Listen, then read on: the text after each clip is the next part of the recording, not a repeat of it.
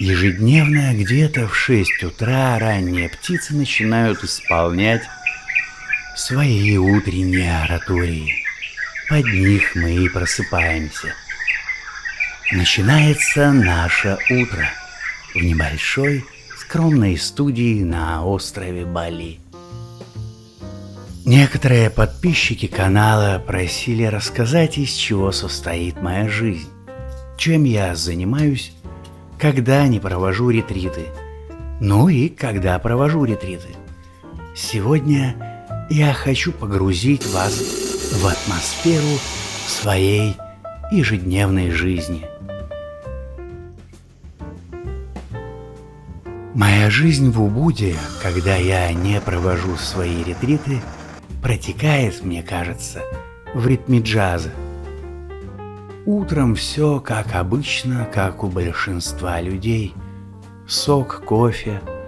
Мне надо проверить почту, посмотреть, что нового произошло в этом безумном мире. Надо ответить на письма, на ваши комментарии. Утром, после сна, важно не загружать свою голову деструктивной информацией, поэтому новостные ленты лучше отложить на потом. Надо постараться сохранить это тонкое состояние после сна. Это очень продуктивное состояние для творчества, поэтому лучше всего это прогулка в природе. Прогулка – важная часть жизни. Важно не болтать, важно просто ритмично дышать. Постепенно сновидения, грезы, мысли, идеи – все это расставляется по полочкам бессознательного. Мы молча бредем вдоль изумрудной зелени. У нас небольшой маршрут, примерно 3 километра. За это время в голове выстраивается план на день. Время прогулки – это время конструктивных размышлений, время без внутреннего диалога. Утром надо делать все размеренно, не спеша.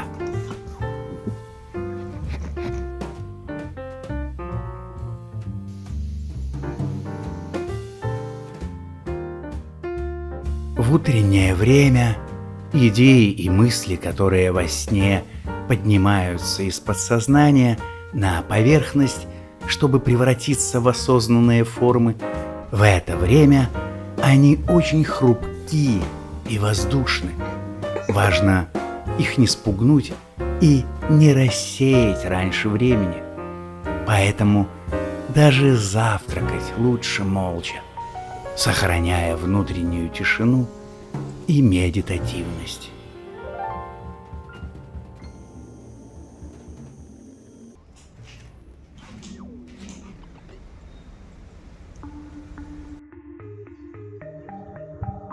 Если я не провожу ретрит, я занимаюсь своими обычными творческими делами. А творческих дел у меня очень много. Так много, что часто я не успеваю сделать все задуманное. В зависимости от внутреннего плана я могу снимать видео для Ютуба или видео для какой-нибудь психотерапевтической программы. Именно здесь, в студии, рождаются идеи для слип-треков и гипнотических индукций. Я могу писать тексты, посты в Facebook или для сайта. Иногда я окунаюсь в глубокие размышления. Так рождаются новые взгляды и концепции. Иногда я провожу онлайн-консультации и семинары.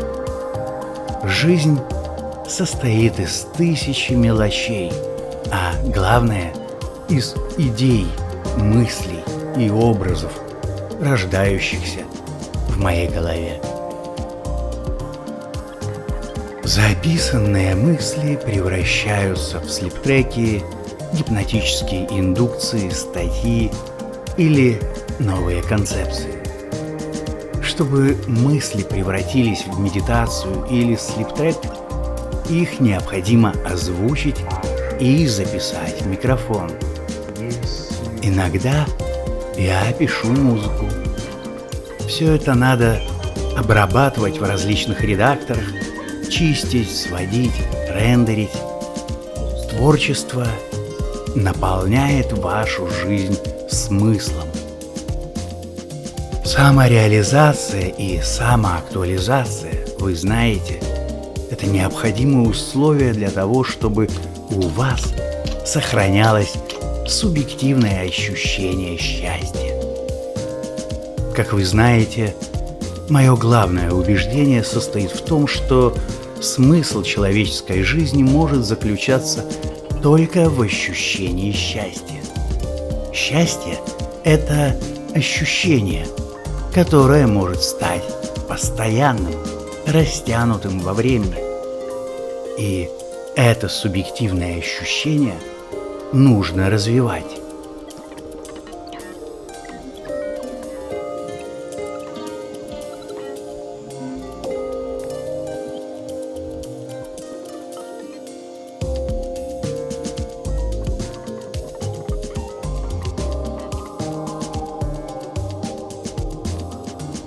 Присутствие в вашей жизни творчества, присутствие любви с бесконфликтными взаимоотношениями, энергетика места, в котором вы живете, и настройка эффективного творческого и мыслительного процессов в вашей голове. Для того, чтобы что-то начало меняться в вашей жизни, необходимо, чтобы начал меняться контекст вашего внутреннего диалога, вашего повседневного мышления.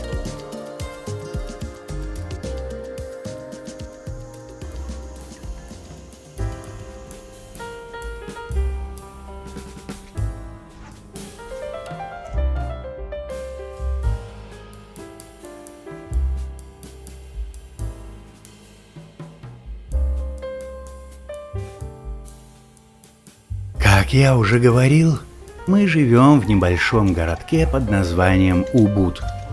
Мы – это я и моя любимая жена и ассистентка Оля. Давайте немного погуляем по Убуду, чтобы у вас сложилось впечатление о месте, в котором мы живем. По сути, Убуд – это несколько длинных улиц с различными магазинчиками, лавками. Эти улицы просто прорезают рисовые поля и джунглевые леса.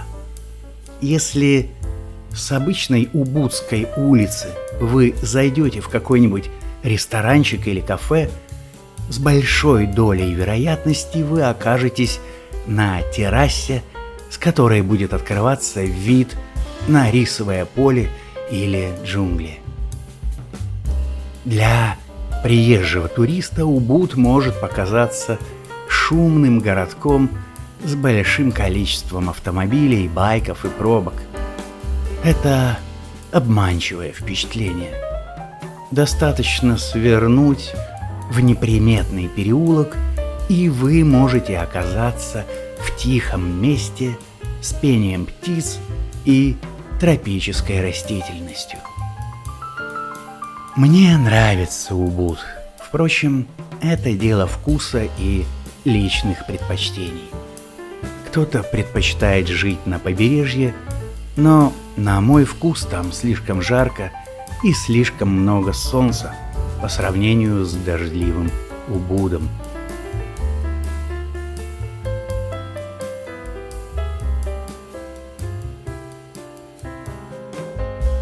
Большая часть жителей Бали исповедует индуизм. В отличие от всех остальных островов Индонезии, где главной религией является ислам и в незначительной степени христианство. Индуизм на Бали – это не навязанная религия. Индуизм здесь существует более 1500 лет. Именно в те далекие времена сначала на Яву, а позже на Бали пришли переселенцы из Индии. Здесь бережно сохраняются древние традиции и культура. У балийцев свой календарь, свой язык, 200 церемоний в году и, главное, это их ментальность. Удивительный внутренний мир у местных жителей Бали. Они не похожи ни на каких других людей, живущих в современном мире. Впрочем, наверняка вы видели много фильмов о Бали, поэтому нет смысла сейчас все это пересказывать. Просто скажу, нам нравится энергетика людей, нам нравится энергетика острова, природа и люди. Вот главное, почему мы здесь.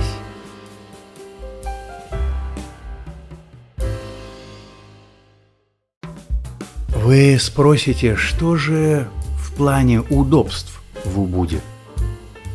Когда 10 лет назад я, так сказать, убегал из цивилизации, я убегал не от компьютеров и технологий, а скорее от людей, зараженных вирусом потребительства. К технологиям и качественному сервису я отношусь хорошо, до тех пор, пока это не становится смыслом жизни. На мой взгляд, в Убуде есть все, что необходимо для жизни, если вы стараетесь быть умеренным потребителем.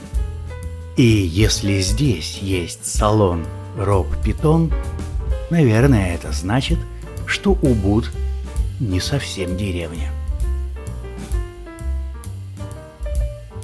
Здесь есть 5 супермаркетов, многочисленные банки, аптеки, мастерские, кафе, рестораны, поликлиники и больницы, рынки и храмы, тропы и водопады, а также оптоволоконный быстрый интернет.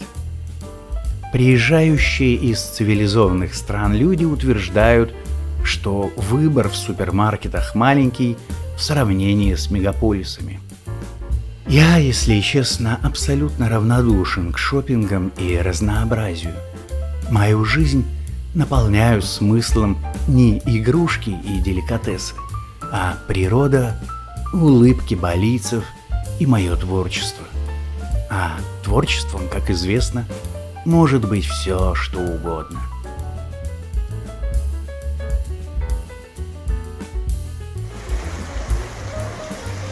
А еще в Убуде чаще, чем в других местах Бали, идет дождь. Я люблю дождь, и это одна из причин, почему мы остановили свой выбор именно на Убуде.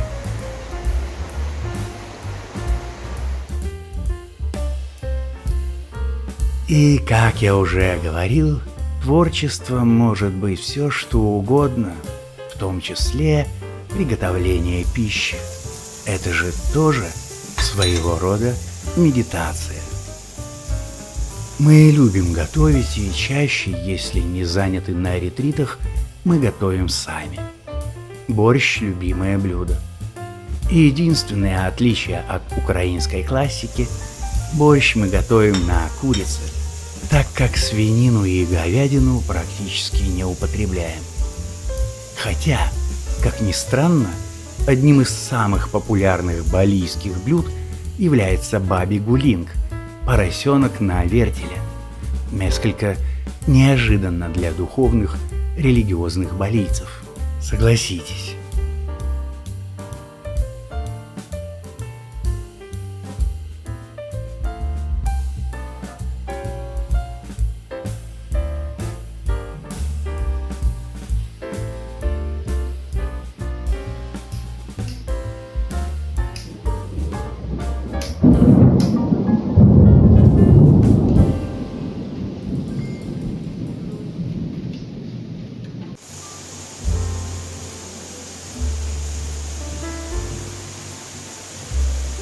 Мы давно изолировали себя от общества. Мы ведем уединенный образ жизни. Да, Мы практически ни с кем не общаемся, кроме очень близких по духу людей.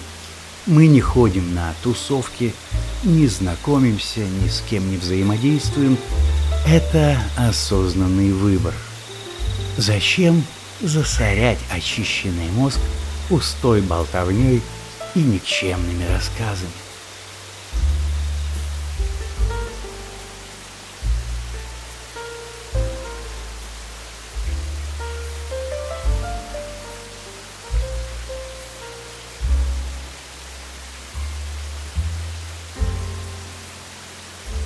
Известный философ, мыслитель Григорий Померанц когда-то в своем эссе «Пауза созерцания» написал: когда Моцарта спросили, что всего важнее в его музыке, он ответил: паузы.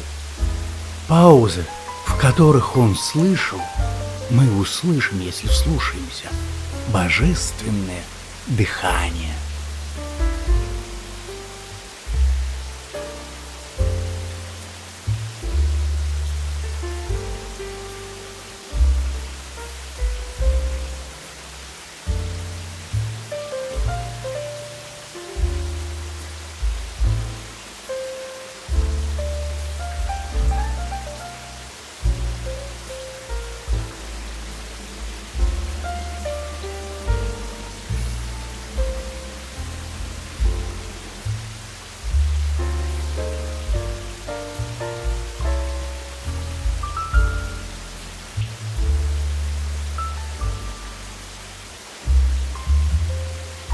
На мой взгляд, Бали – это одно из самых удачных мест для того, чтобы мы учились развивать способность к созерцанию, медитативности и осознанности. Сюда не надо привозить суету и пороки испорченного мира. Наоборот, здесь надо учиться слышать природу, тишину и умиротворение. Именно здесь вы можете трансформировать и вылечить свой беспокойный ум.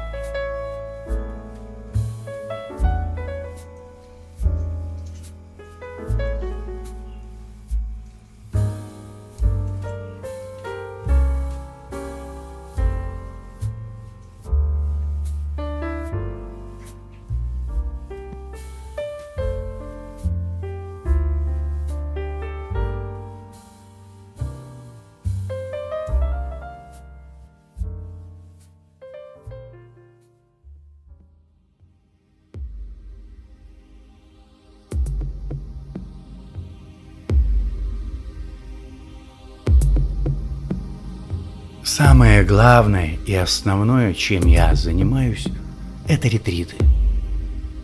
Из Убуда мы едем около 2 часов в специальное место. Ретрит – это в первую очередь уединение. Это глубокое погружение в природу и в себя.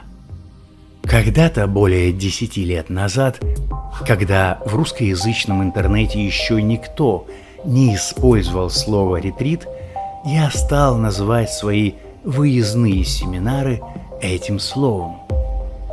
Тогда еще Оля мне говорила, что, мол, никто не знает этого слова и никто не будет понимать, что это значит. Но я все-таки настоял на слове «ретрит», чтобы подчеркнуть необычность моих семинаров на Бали. Уже тогда я решил, что буду заниматься только с одним человеком или семейной парой, потому что только так можно достичь глубокого понимания и глубокой проработки психики. Никаких групповых семинаров.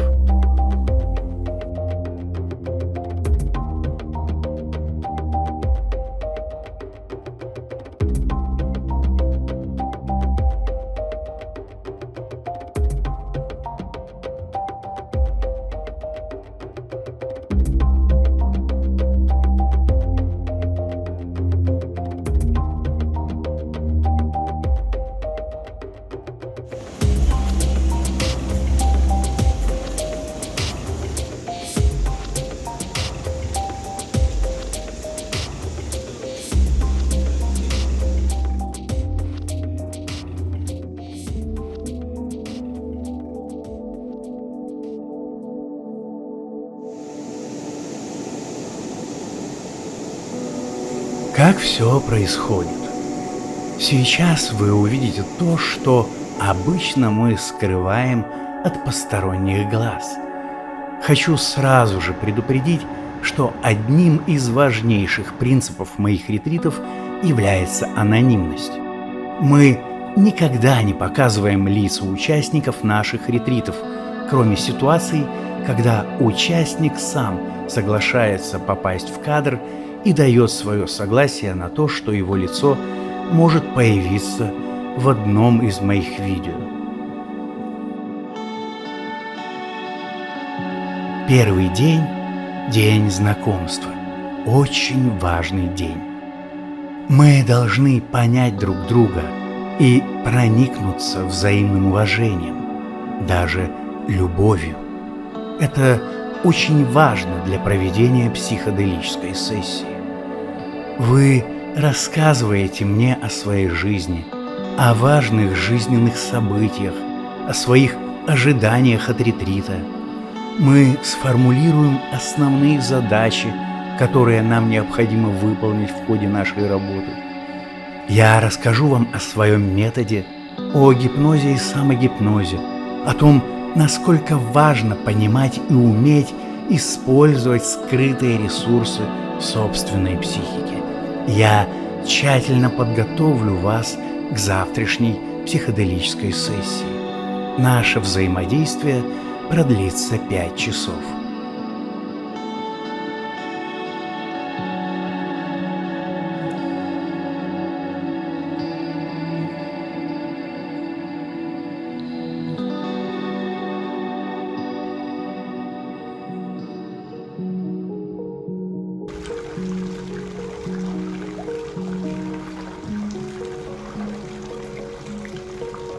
На второй день мы проводим психоделическую сессию. Сейчас я раскрою свой ноу-хау. Этот подход придумал я сам. Для многих он покажется очень неожиданным. Итак, психоделические сессии мы проводим в 2 форматах. Первый – это традиционный подход, принятый на Западе, предложенный еще в 60-х годах Станиславом Грофом.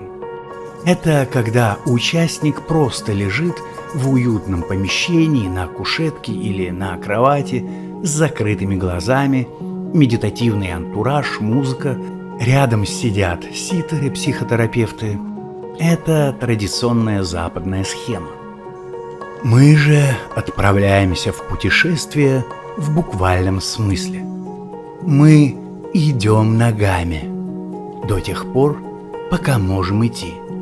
Далее медитативный привал, пауза, созерцание. В зависимости от того, о чем мы договорились накануне, я использую гипнотические техники. Это называется психоделический гипноз. Это метод. Мой метод. На определенных стадиях психоделического транса возникает эффект гипервнушаемости, свойственный глубоким стадиям гипноза, гипносомнамбулизму. Если в период переживания такого трансового состояния провести сеанс гипноза, то есть реализовать необходимые и заранее подготовленные внушения, как это делается в обычном гипнозе, эффект будет точно таким же, как если бы человек погрузился в состояние глубокого гипнотического сна. При том, что в обычных условиях состояние гипносомнамбулизма могут достичь далеко не все люди, в среднем 10% населения в зависимости от территории. Итак, мы останавливаемся в самой настоящей природе. Вокруг пальмы, заросли, океан и нет людей. Это важный момент. Это недостижимо в 5-звездочных отелях и пафосных виллах. Только дикая природа, отсутствие людей и опытные проводники.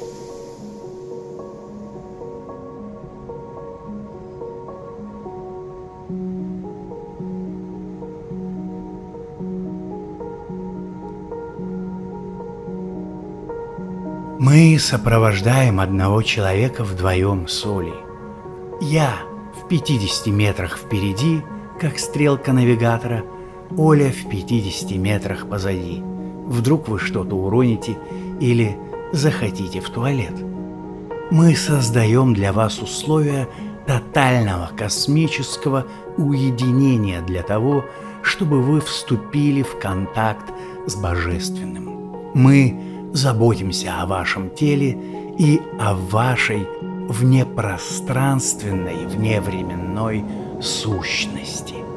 Бывает хорошо и позитивно, бывает сложно, со слезами на глазах, по-разному. Все это мы обсудим только завтра. Наше психоделическое путешествие может длиться 5, 6, 7, 8 и даже 10 часов.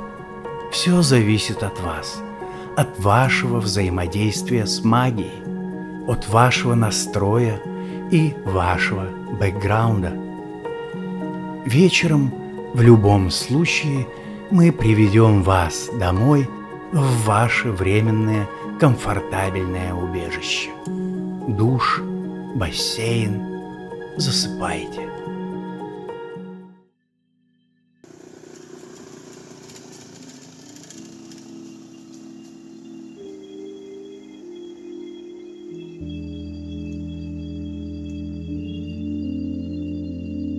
На следующий день мы перемещаемся в Убуд, где проведем оставшиеся дни ретрита. У нас важное занятие. Во-первых, вы расскажете все, что вспомните из вчерашнего дня. Во-вторых, нам нужна интеграция опыта, а это различные практики. И сегодня акцент на дыхании. Будем учиться входить в особое состояние, будем учиться входить в транс, используя дыхательные техники аэрогипноза и воспоминания вчерашнего опыта, плюс мини-дозирование. Оставшиеся дни мы занимаемся в нашей студии, а также посещаем важные места силы, о которых не знают туристы. Я буду проводить для вас дыхательные сессии, погружения в гипноз, глубокие медитации на фоне мини-дозированного состояния, а главное, мы будем с вами беседовать на интересующие вас темы.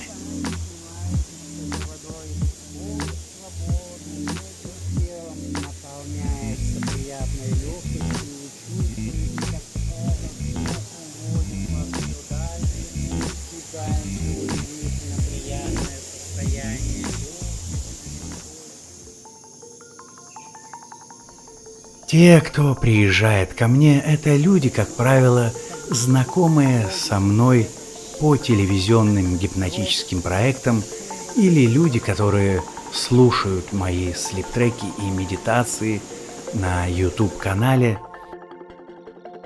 Разумеется, все эти люди хорошо знают о возможностях особых состояний сознания, ведь именно об этом я рассказываю в своих видео в течение уже многих лет. Многим известно, насколько важными являются навыки входа в это медитативное трансовое состояние. Именно в этих состояниях включаются механизмы исцеления от различных психосоматических заболеваний и различных психических нарушений.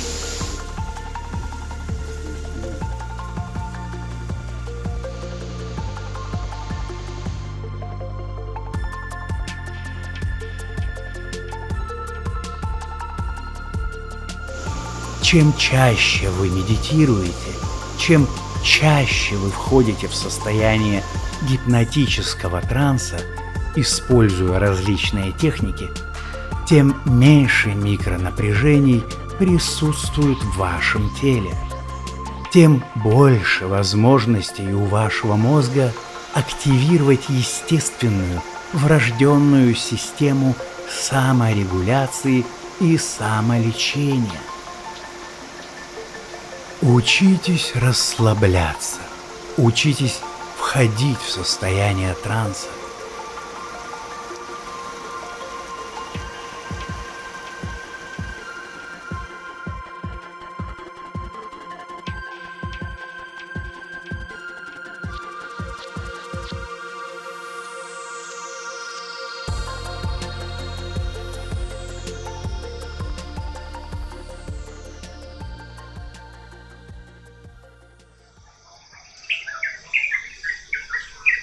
Счастье – это ощущение от проживания творческой и интересной жизни.